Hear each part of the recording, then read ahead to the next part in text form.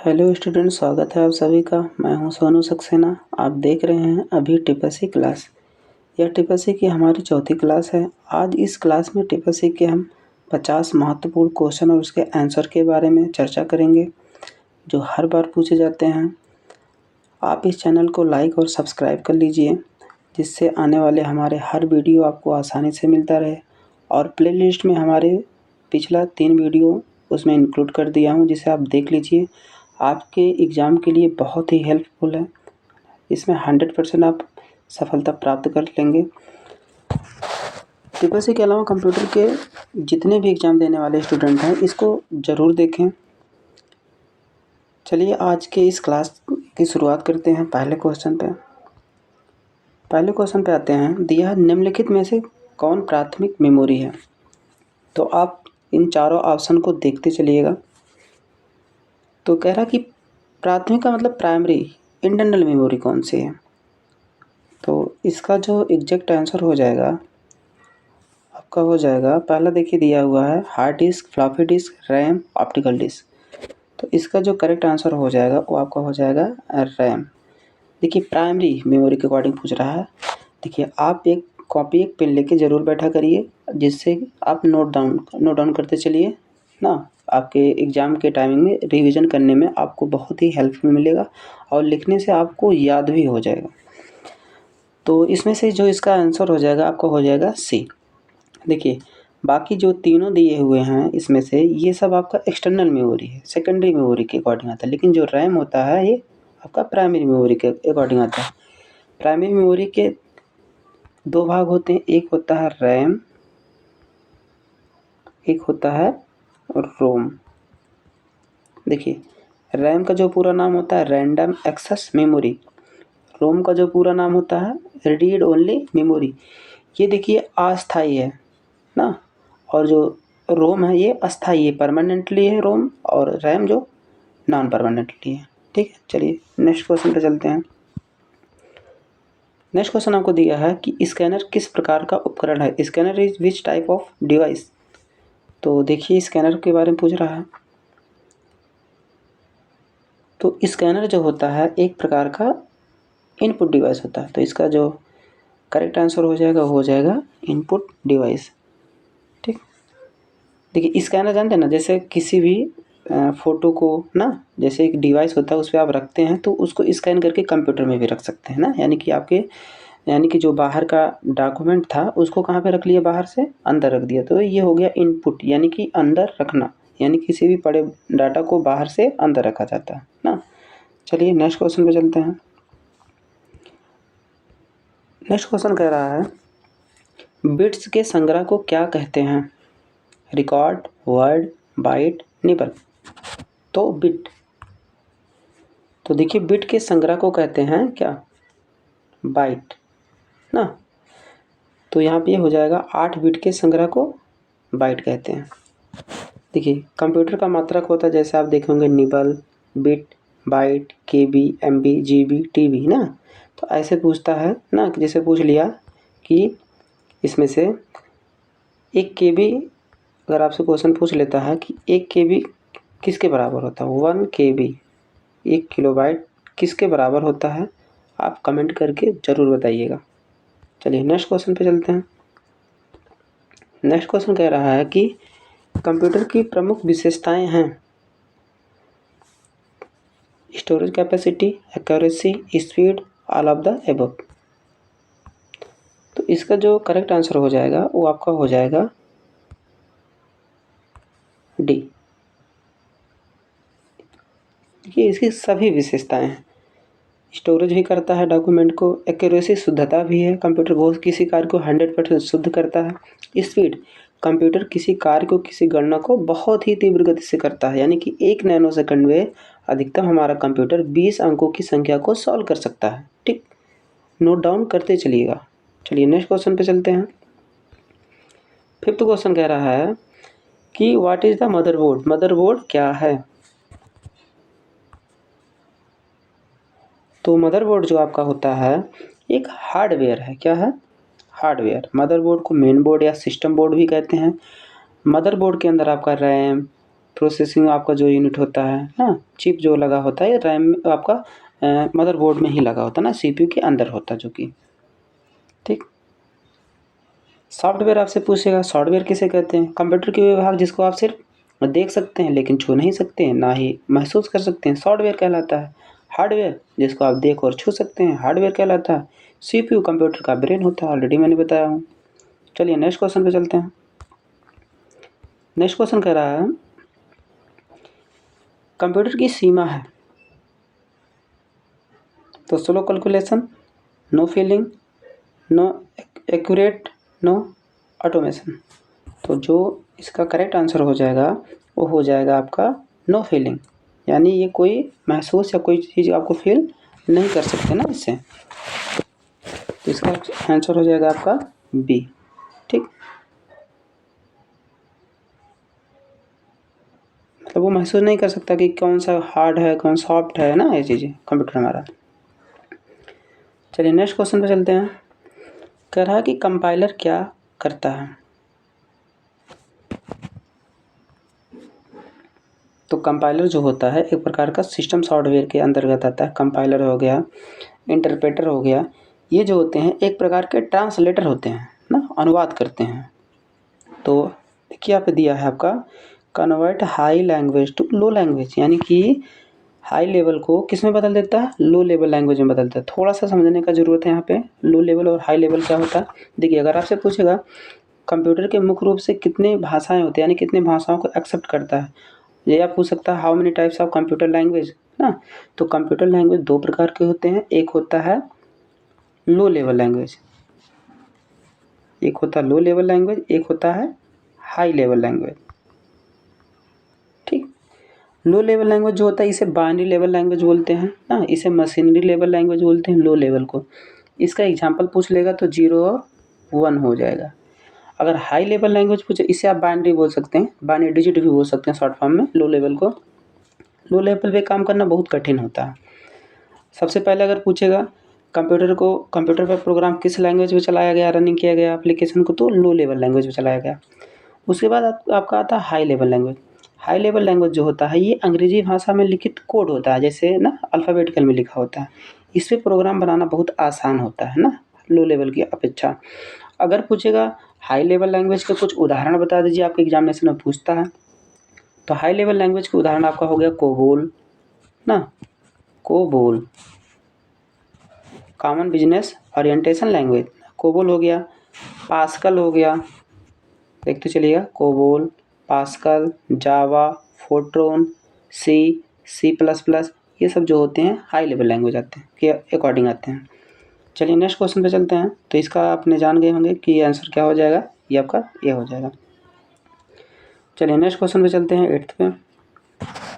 कह रहा वे उपकरण जिनके द्वारा कंप्यूटर से परिणाम प्राप्त किए जाते हैं डैश उपकरण कहलाते हैं, जिससे आपको कंप्यूटर रिजल्ट देता है, वो कौन सा डिवाइस होगा? तो इसका जो करेक्ट आंसर हो जाएगा वो आपका हो जाएगा बी, आउटपुट डिवाइस। देखिए कोई भी रिजल्ट हमें प्राप्त करता है, ये आपका मॉनिटर है, सपोज करिए ये आपका मॉनिटर है। जब आप कुछ भी चाहे मैथ का या कुछ भी चीज़ें करते हैं तो इसका जो रिजल्ट मिलता है वो आपको बाहर आउटपुट में दे देता है ना। तो ये जो मॉनिटर होता है ये आपका आउटपुट डिवाइस के अकॉर्डिंग आता है, और रिजल्ट आपको कहाँ पे मिलता है? आउटपुट डिवाइस के अकॉर्डिंग मिलता है, ठीक। चलिए नेक्स्ट क्वेश्चन पे चलते हैं। नेक्स्ट क्वेश्चन दिया है इनमें से कौन इनपुट डिवाइस है? Microphone, mouse, keyboard. तो देखिए इनपुट पूछ रहा है, यानी कि अंदर करने वाली मशीन, यंत्र, यानी कि बाहर से डाटा को कहाँ पे करे? अंदर करे। तो देखिए माइक जो होता है, जो फंक्शन प्रोग्राम में बोलते हैं आपकी आवाज़ को कैप्चर करता है, ये भी आवाज़ को कैप्चर कर रहा है बाहर से अंदर, तो इनपुट। माउस आप देखते होंगे ना, बाहर से अंदर आपको नियंत्रण करता है, ये भी इनपुट। कीबोर्ड आप देखेंगे टाइप करेंगे तो कंप्यूटर के अंदर चला जाता है, 1 2 3 ABCD कुछ भी चीज़ है ना, तो ये भी इनपुट के अकॉर्डिंग आ गया। तो इसका एग्जैक्ट आंसर हो जाएगा डी। चलिए नेक्स्ट क्वेश्चन पे चलते हैं। नेक्स्ट क्वेश्चन कर रहा है डेस्कटॉप पर नया फोल्डर नहीं बनाया जा सकता। फोल्डर की बात कर रहा है, तो भैया डेस्कटॉप आपके कंप्यूटर की फर्स्ट स्क्रीन ही क्या कहलाती है? डेस्कटॉप। तो क्या उस पर आप नहीं बना सकते फोल्डर? बना सकते हैं। तो इसका आंसर हो जाएगा फॉल्स। नेक्स्ट क्वेश्चन देखते हैं, कह रहा है पी रोम का उपयोग प्राथमिक मेमोरी के रूप में किया जाता है। पी रोम ना, जैसे आप देखेंगे रोम रैम ना, तो इसमें दिया पी रोम, तो भैया इसका जो करेक्ट आंसर हो जाएगा ये ट्रू हो जाएगा। चलिए थोड़ा सा फास्ट करते हैं क्लास को। नेक्स्ट क्वेश्चन दिया है आपका, लाइनक्स ऑपरेटिंग सिस्टम में डैश नाम का एक कोर होता है। लाइनक्स में मैंने ऑलरेडी नेक्स्ट वाले क्लास में आपको बताया था, इसके पहले पिछले क्लास में लाइनक्स के बारे में। आपका ऑपरेटिंग सिस्टम होता है, इसे लाइनस टॉरवाल्ड्स ने बनाया था 1991 में। ये पोर्टेबल होता है, ठीक है। तो इसका जो करेक्ट आंसर हो जाएगा वो हो जाएगा कर्नल। ध्यान दीजिएगा, कई बार ट्रिपल के एग्जाम में पूछा है लाइनक्स का मुख्य भाग कौन सा है, तो वो होता है कर्नल होता है, ठीक है।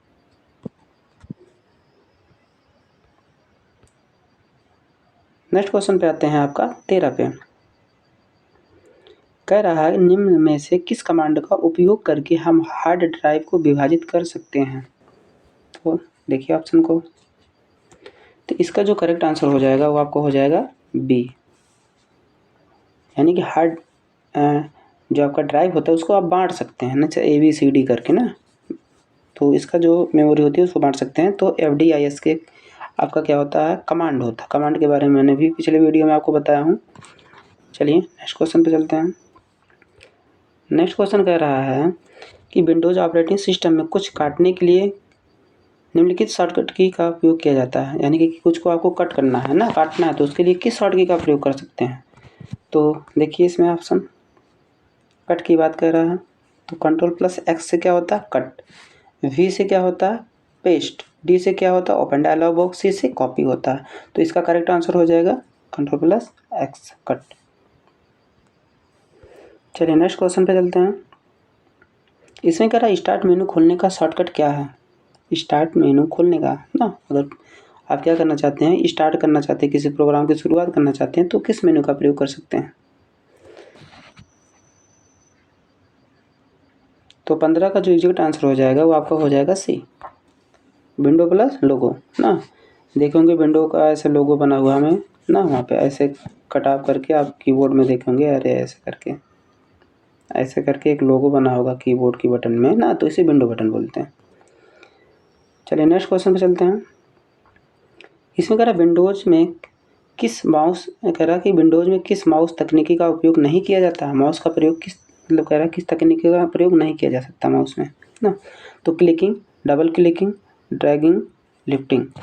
तो देखिए यहाँ पे इन तीनों का ABC का हम काम करते हैं। क्लिक का मतलब प्रेस करना, डबल क्लिकिंग दो बार प्रेस करना माउस के बटन, ड्रैगिंग का मतलब माउस के बटन को दबाकर खींचना। तो तीनों तो होगा, लेकिन ये आपका D वाला लास्ट वाला नहीं होगा। चलिए नेक्स्ट क्वेश्चन पे चलते हैं। इसमें ना डेस्कटॉप दिखाने के लिए शॉर्टकट की कुंजी क्या है। डेस्कटॉप को, कंप्यूटर की पहली स्क्रीन क्या है, डेस्कटॉप है, तो उसे दिखाने के लिए आप किस शॉर्टकट का प्रयोग कर सकते हैं। तो इसका जो भैया आंसर हो जाएगा 17 का आपका ए हो जाएगा। क्या हो जाएगा 17 का ए, विंडो की प्लस डी। चलिए नेक्स्ट क्वेश्चन पे चलते हैं। कह रहा कंप्यूटर को रिबूट करने की शॉर्टकट की कुंजी क्या है। कंप्यूटर को आपको रिबूट करना है, तो 18 का आंसर जो आपका हो जाएगा वो आपका हो जाएगा सी, Ctrl+Alt+D। रिबूट जानते हैं ना कि कंप्यूटर आपका पुनः बंद होके पुनः से स्टार्टिंग हो जाएगा, उसी को रिबूट बोलते हैं। नेक्स्ट क्वेश्चन पे चलते हैं। कह रहा विंडोज 10 में विभिन्न संस्करण हैं विंडोज 10 में। तो इसका जो एग्जैक्ट आंसर हो जाएगा वो आपको हो जाएगा बी 5, ठीक है, 19 का बी हो जाएगा। चलिए नेक्स्ट क्वेश्चन पे चलते हैं। कह रहा GUI का पूर्ण रूप क्या है। तो GUI का पूर्ण रूप ग्राफिकल यूजर इंटरफेस। देखिए कहाँ पे है, ग्राफिकल यूजर इंटरफेस यहाँ पे आपको दिया हुआ है, एक ग्रुप दिया हुआ, ग्राफिकल नहीं दिया, ग्राफिकल यूजर इंटरफेस ये आपका सी में दिया है। चलिए नेक्स्ट क्वेश्चन में चलते हैं। नेक्स्ट क्वेश्चन कह रहा है कि विंडोज़ 10 के निम्नलिखित में से किस संस्करण में सबसे कम विशेषताएं हैं ना। विंडोज 10 21 आप देखिएगा, 21 का आपका जो हो जाएगा ये आपका पहला हो जाएगा होम। हाँ, चलिए नेक्स्ट क्वेश्चन पे चलते हैं। कहला लाइनक्स एक एप्लीकेशन सॉफ्टवेयर है। लाइनक्स 22 देखिएगा, तो कोई लाइनक्स जो है कोई एप्लीकेशन सॉफ्टवेयर नहीं है। लाइनक्स जो है एक प्रकार का सिस्टम सॉफ्टवेयर है, मैंने आपको बार बार बताया हूँ। तो बी का आपका फॉल्स हो जाएगा, एप्लीकेशन है नहीं सिस्टम है। चलिए नेक्स्ट क्वेश्चन पे चलते हैं। इसमें कह रहा है मेमोरी प्रबंधन ओएस का एक महत्वपूर्ण कार्य है। हाँ भैया, ऑपरेटिंग सिस्टम जो होता है मेमोरी के प्रबंध के लिए बहुत ही महत्वपूर्ण होता है और इसका कार्य भी होता है। तो इसका आंसर हो जाएगा ट्रू। तो इसका आपका क्या हो जाएगा ट्रू। चलिए नेक्स्ट क्वेश्चन पे चलते हैं 24 पे। क्या लिब्रे ऑफिस राइटर में अधिकतम फॉन्ट आकार क्या है? आपके टीपीएससी एग्जाम में लिब्रे ऑफिस से बहुत ही क्वेश्चन पूछते हैं ना, और मैं इस वीडियो में कुछ भी क्वेश्चन लिब्रे ऑफिस से लिया हूँ। आने वाले वीडियो में जब मैं अपलोड करूँगा उसमें भी ढेर सारे लिब्रे ऑफिस से संबंधित क्वेश्चन को मैं आपको सॉल्व करवाता रहूँगा। बाकी ये जो क्वेश्चन है बहुत ही मतलब आपके एग्ज़ाम के लिए हेल्पफुल हैं। 99% ये आपके एग्ज़ाम में ऐसे क्वेश्चन आते ही आते हैं और आए भी हैं। चलिए लिब्रे ऑफिस राइटर में अधिकतम फॉन्ट आकार क्या है? राइटर की बात कर रहा है। राइटर पूछेगा किसके समान होता है माइक्रोसॉफ्ट ऑफिस में, तो माइक्रोसॉफ्ट वर्ड के समान होता है। तो इसका जो करेक्ट आंसर हो जाएगा आपका हो जाएगा वो आपका डी। क्या हो जाएगा डी 999.99। ठीक है, 999.99। ठीक है, नेक्स्ट क्वेश्चन पे चलते हैं। 25 का लिब्रे ऑफिस राइटर में टेबल डालने की शॉर्टकट कुंजी क्या है? टेबल जानते हैं ना क्या होता है? देखिए रो और कॉलम से, जैसे ये आपका टेबल हो गया ना, देखिए यहाँ पे इसे टेबल बोलते हैं ना, जैसे जिसमें रो और कॉलम रहे ना, जिसमें आप कोई वैल्यू की एंट्री कर सकते हैं डाटा की ना, तो इसे टेबल बोलते हैं। तो कह रहा है टेबल कैसे बना सकते हैं, किस शॉर्ट की कुंजी का प्रयोग करके? 25 का देखिए, 25 का आपका हो जाएगा सी, Ctrl+F12। चलिए नेक्स्ट क्वेश्चन में चलते हैं। कह रहा है लिब्रे ऑफिस राइटर की तरह सेव करने के लिए शॉर्टकी की क्या है? शॉर्टकी क्या है ना, लिब्रे ऑफिस में किसी फाइल को सेव करना है तो उसका शॉर्टकी क्या है भैया? 26 में देखते हैं।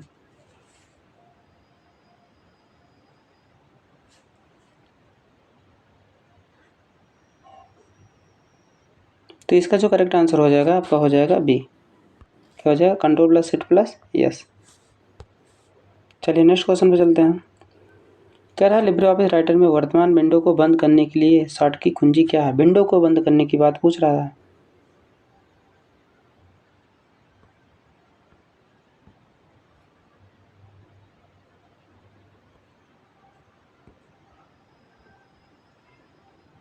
देखते हैं क्या होगा इसका करेक्ट आंसर।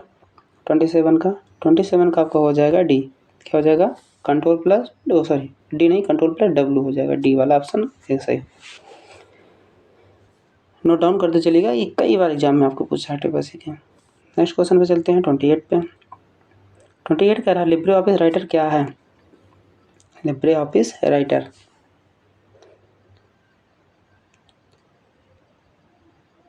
तो देखिए word processing program. Libre office writer क्या है? एक प्रकार का वर्ड प्रोसेसिंग एप्लीकेशन सॉफ्टवेयर है। इस पर आप रिज्यूम, लेटर, पैराग्राफ ये सब लिख सकते हैं, शब्दों को लिख सकते हैं, डिजाइन वगैरह भी कर सकते हैं।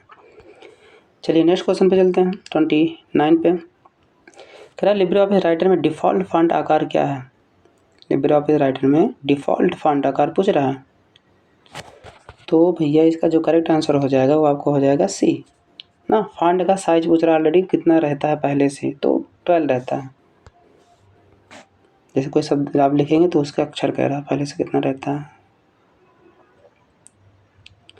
इसमें देखते हैं। कह रहा है माइक्रोसॉफ्ट वर्ड में लाइन की शुरुआत में जाने के लिए किस कुंजी का उपयोग किया जाता है? लाइन की शुरुआत में, तो देखिए लाइन की शुरुआत में जाने के लिए आप होम का प्रयोग करते हैं। किसका? होम। ठीक है, इसका करेक्ट आंसर हो जाएगा बी। चलिए 31 पे चलते हैं। कह रहा है माइक्रोसॉफ्ट वर्ड में कर्सर के बाईं ओर के अक्षरों को हटाने के लिए किस कुंजी का प्रयोग किया जाता है? यानी कि किसका प्रयोग करेंगे? जैसे आप माइक्रोसॉफ्ट वर्ड में कोई वर्ड टाइप कर दीजिए और बाईं तरफ के अक्षर को हटाना है, तो कह रहा है किस कुंजी का प्रयोग करेंगे? तो इसका जो करेक्ट आंसर हो जाएगा वो आपका हो जाएगा बी, बैक स्पेस। देखिए एक बड़ी बटन होती है आपके कीबोर्ड में, वहाँ पे लिखा होता है बैक स्पेस, वो आपके किधर के अक्षर को मिटाएगा, बाएं तरफ की ना। जैसे मैंने लिख दिया यहाँ पे कंप्यूटर, सपोज करिए मैंने लिखा कंप्यूटर, ठीक है। अब अगर मैं बैक स्पेस बड़ी वाली बटन दबाऊंगा, वहाँ पे लिखा होगा कीबोर्ड में बैक स्पेस, तो इधर के अक्षर को उठाएगा, जैसे आर ना, आर को हटाएगा, ई को, टी को ए हटाएगा ना, लेफ्ट साइड से हटाएगा। अगर वहीं अगर पूछेगा डिलीट बटन किधर के अक्षर को हटाएगा, तो डिलीट जो होता है राइट वाले अक्षर को हटाता है, ठीक है। थोड़ा सा समझने का प्रयास करिएगा। नेक्स्ट क्वेश्चन आपको दे रहा है 32, कह रहा है माइक्रोसॉफ्ट वर्ड में दस्तावेज के किस तत्व को रंगीन किया जा सकता है। तो देखिए graphics, text, table, all elements. तो देखिए भैया आप सभी को कर सकते हैं, कलर कर सकते हैं, ऑल एलिमेंट्स, टेबल को भी, शब्दों को भी, ग्राफिक को, चित्र को भी। चलिए 33 पे चलते हैं। कह रहा लिब्रे ऑफिस राइटर में मल्टी लेवल लिस्ट नहीं बना सकते हैं। 33, तो इसका करेक्ट आंसर हो जाएगा ट्रू। मल्टी लेवल लिस्ट नहीं बना सकते हैं ना।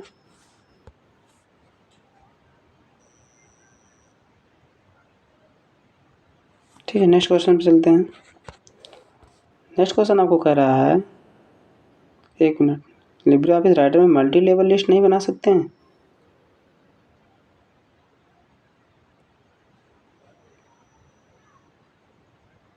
हाँ ठीक है, इसका हो जाएगा ट्रू, ठीक है। नेक्स्ट क्वेश्चन पे चलते हैं। स्टेटस बार राइटर विंडो का निचला बार है। टाइटल बार आप जानते होंगे ना, स्टेटस बार राइटर विंडो का निचला भाग है, स्टेटस।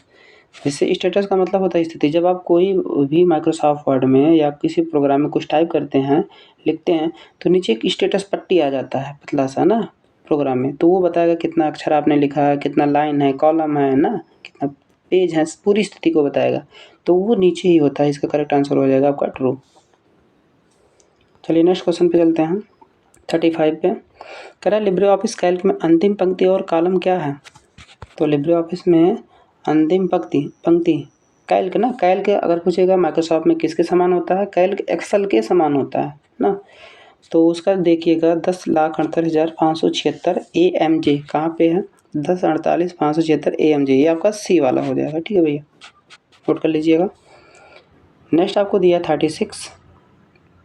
कह रहा लिब्रे ऑफिस कैल्क में एक सूत्र हमेशा एक प्रतीक से शुरू होता है। अगर कोई कैल्क में या एक्सेल में कोई फार्मूला लगाते हैं, कोई सूत्र लगाते हैं, तो सूत्र के पहले क्या आपको लगाना ज़रूरी होता है, तो वो आपको लगाना ज़रूरी होता है इक्वल। इसका करेक्ट आंसर हो जाएगा डी। जैसे देखिए मैं, जैसे 5 है 6 है, जैसे यहाँ पे थोड़ा सा देख लेते हैं।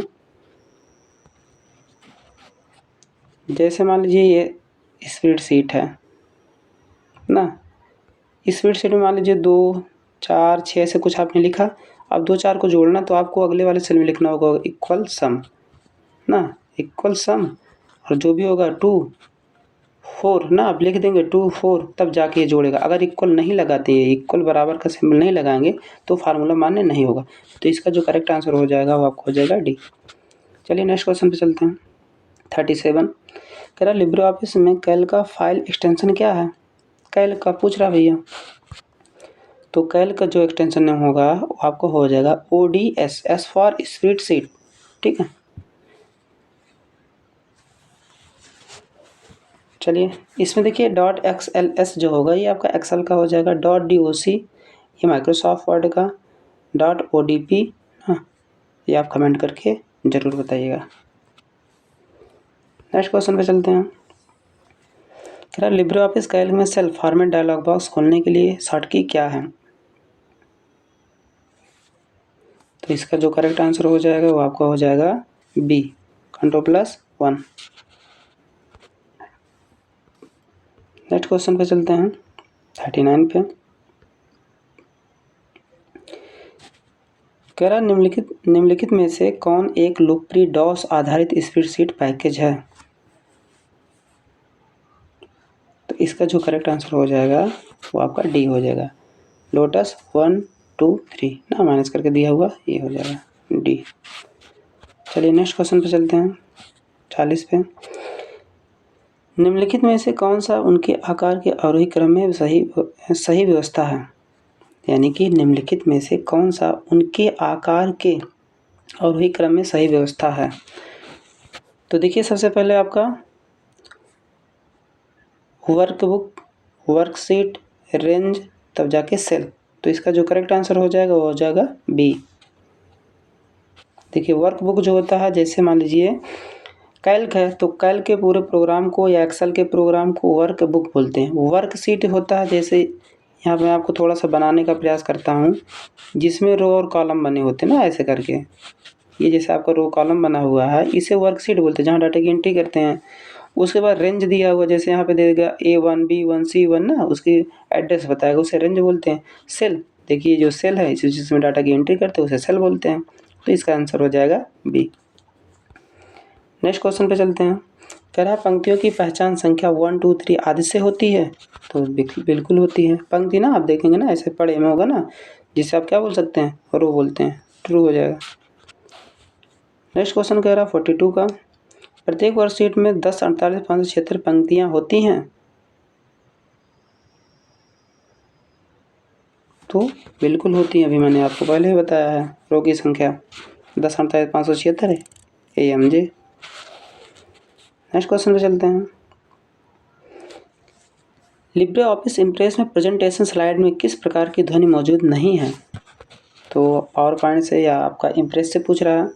तो क्लॉक होता है, साइज, कैमरा, लेकिन रिव्यू नहीं होता है। तो इसका आंसर डी हो जाएगा। 44 पे चलते हैं। लिब्रे ऑफिस इम्प्रेस में न्यूनतम जूम आकार क्या है। कई बार पूछा है इसको TPSC एग्जामिनेशन में। तो इसका जो आंसर हो जाएगा 5%। न्यूनतम जूम पूछ रहा है 5%। 45 पे चलते हैं।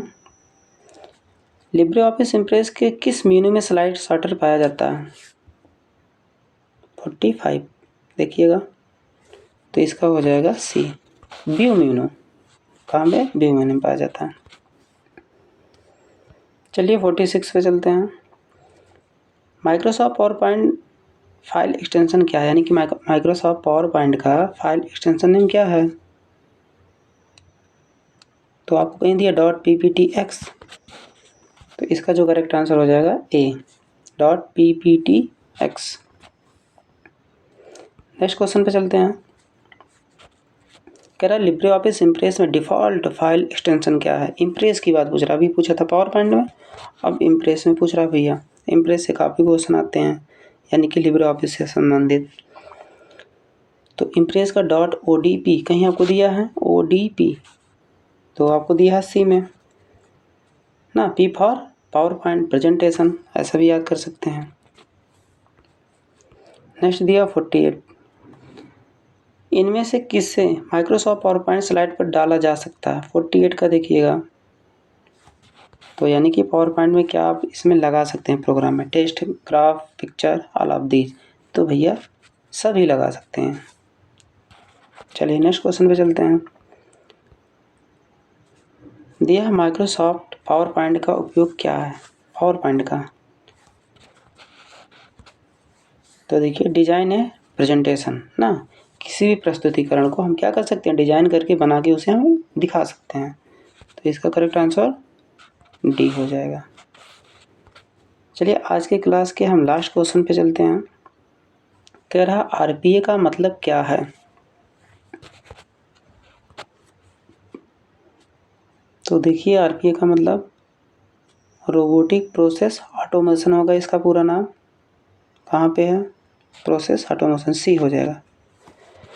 तो देखिए TPSC के लिए मैं यहाँ पे आपके लिए काफ़ी मेहनत करता हूँ। इस वीडियो को बनाने के लिए मुझे काफ़ी मेहनत करना पड़ता है।